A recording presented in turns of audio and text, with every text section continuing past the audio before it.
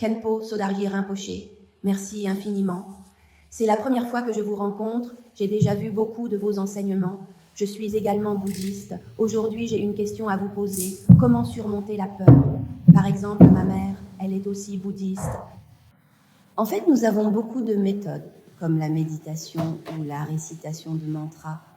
Mais j'ai l'impression que cette peur, elle n'arrive jamais vraiment à la transformer, car vous venez de parler de l'interdépendance, de beaucoup de choses. Je me demande comment obtenir un changement réel. Merci. Voilà, cette peur, selon le point de vue bouddhiste, il y en a en fait deux sortes. Il y a une sorte où, dans mes vies antérieures, j'ai peut-être tué d'autres êtres, ou bien les ai frappés, ou leur ai causé toutes sortes de souffrances et d'angoisses. Alors, ces mémoires, ces causes et conditions restent toujours ancrées dans mon alaya et dans mon esprit. Pour cette raison, dans cette vie, j'ai de la peur.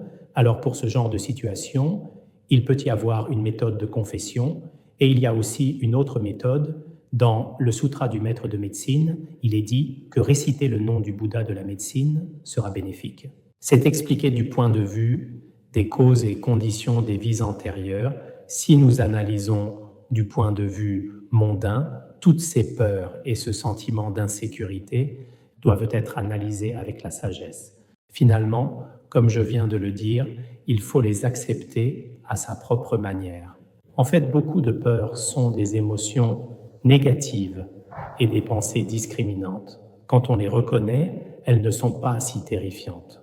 Autrefois, le président américain Roosevelt n'a-t-il pas dit aussi « Si l'on génère de la peur, c'est cela la vraie peur. Mais si vous la reconnaissez, elle n'est pas si terrible, cette peur des vies passées. Cela me rappelle une histoire du roi du Dharma, Jigme Phuntsok. Une fois, nous sommes allés à Kangding, dans le comté de Daofu, une région tibétaine. Vous n'y êtes probablement jamais allé. Sur cette route, en franchissant une colline, il s'est souvenu que c'était il y a environ 900 ans. À l'époque du roi Gesar de Ling, il était devenu un ministre appelé Danma et son fils s'appelait Tenzin Yolmo Boumé. Cette personne à l'époque avait été blessée pendant une bataille, puis quand il est arrivé là-bas, il a eu très peur et s'est souvenu de cette expérience. Alors il en a parlé à ce moment-là, et en parlant, il a pleuré pendant très longtemps. Il a dit, arrivé à cet endroit, soudain son cœur s'est empli de peur et il s'est souvenu de ces événements. Le roi du Dharma racontait l'histoire de l'époque, tout en pleurant extrêmement fort. Plus tard, nous avons construit un stupa à cet endroit. Merci, maître. Ma question est que je veux apprendre du bouddhisme. Vous avez beaucoup insisté sur la sagesse, ainsi que sur l'utilisation de la conscience pour apprendre du cœur-esprit, afin d'augmenter la sagesse. En tant que catholique, je pratique la doctrine catholique. Puis-je apprendre quelque chose des enseignements bouddhistes sur l'esprit? En fait, dans le bouddhisme, il y a énormément de livres sur cette sagesse, y compris le Bodhikaryavattara, enseigné par le Bodhisattva Shantideva. Il contient de très nombreux enseignements sur l'observation de son propre esprit, environ 10 chapitres, c'est-à-dire 10 sections. Et puis, le professeur Wedmeyer, que nous avons mentionné tout à l'heure, il a dit qu'il étudie récemment le Guhya Samaja Tantra. Le Guhya Samaja Tantra a beaucoup de commentaires. En fait, dans ces commentaires, on explique aussi beaucoup l'observation de cet état d'esprit. Il faut utiliser son propre esprit pour observer son propre esprit.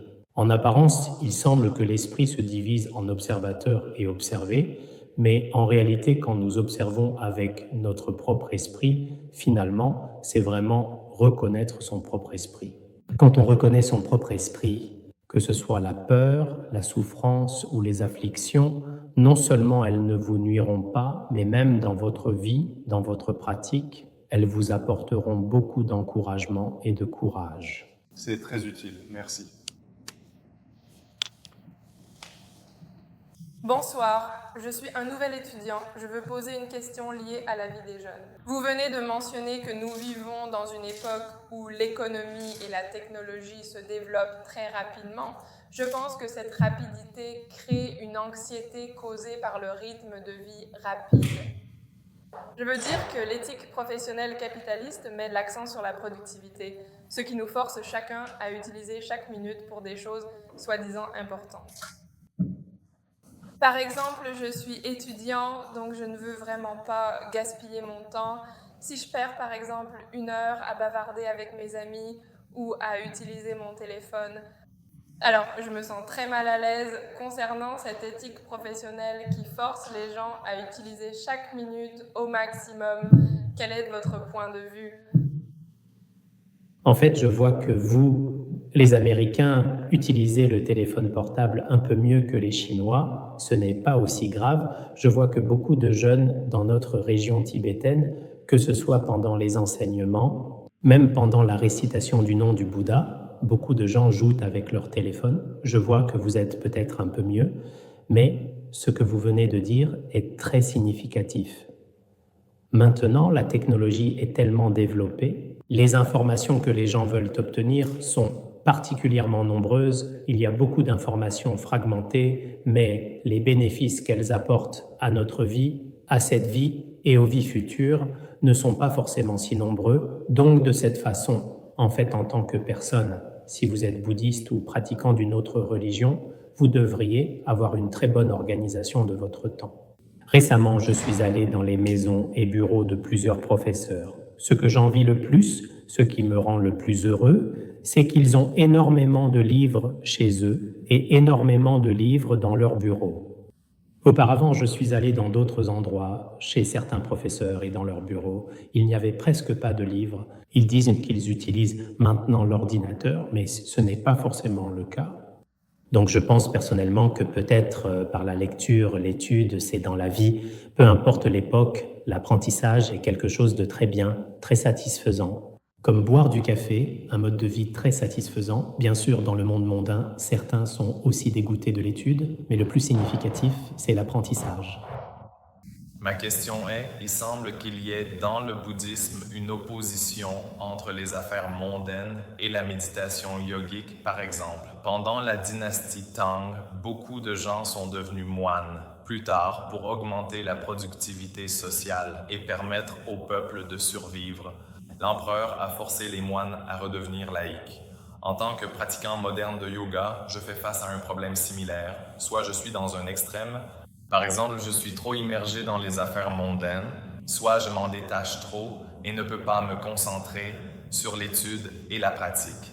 Je pense que beaucoup de méditants et de personnes religieuses font face à ce problème pratique. Un proverbe japonais dit « Il y a toujours une divinité qui opère. Je ne sais pas comment équilibrer le mondain et la pratique. » La question que vous venez de poser, beaucoup d'étudiants universitaires croyants ont ce problème. Il faut à la fois pratiquer et étudier, et aussi établir de bonnes fondations pour son avenir. Et le temps n'est pas suffisant. Souvent, on a un sentiment de confusion. La vie semble être à un carrefour. On ne sait pas comment choisir. En fait, ma suggestion, pendant la période scolaire, il faut se concentrer principalement sur les études. Car pour la pratique et d'autres choses, nous aurons encore beaucoup d'occasions dans notre vie. Terminer ses études à l'école, c'est en fait pendant quelques courtes années seulement. Donc quand on est jeune, parfois on n'arrive souvent pas à bien saisir ses propres choix. Il faut établir des priorités. Personnellement, quand j'étudiais, j'ai aussi rencontré ce genre de situation, mais fondamentalement, pendant le processus d'apprentissage, j'ai consacré la majorité de mon temps à l'étude et aux devoirs scolaires, puis une partie du temps, je ne pouvais pas abandonner ma foi et ma pratique. J'ai utilisé une partie du temps pour la pratique. Ainsi, pour mon avenir, pour faire face à la vie et à l'existence, ce sera très significatif. Donc ma suggestion, c'est qu'à l'école, il faut absolument terminer ses études. En même temps, dans la vie, il faut bien organiser son temps. En fait, si vous organisez bien votre temps, je pense que vous n'êtes pas si occupé. On devrait pouvoir dire cela. Si on peut organiser son temps quotidien, un érudit a dit « Le temps, c'est comme presser l'eau d'une éponge. Tant qu'on presse, on peut toujours en extraire. » J'en ai aussi personnellement l'expérience.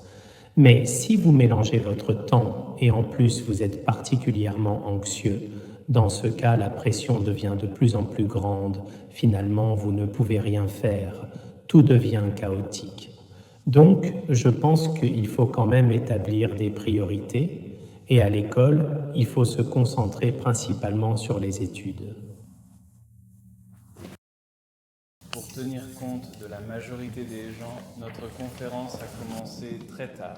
Nous allons maintenant terminer.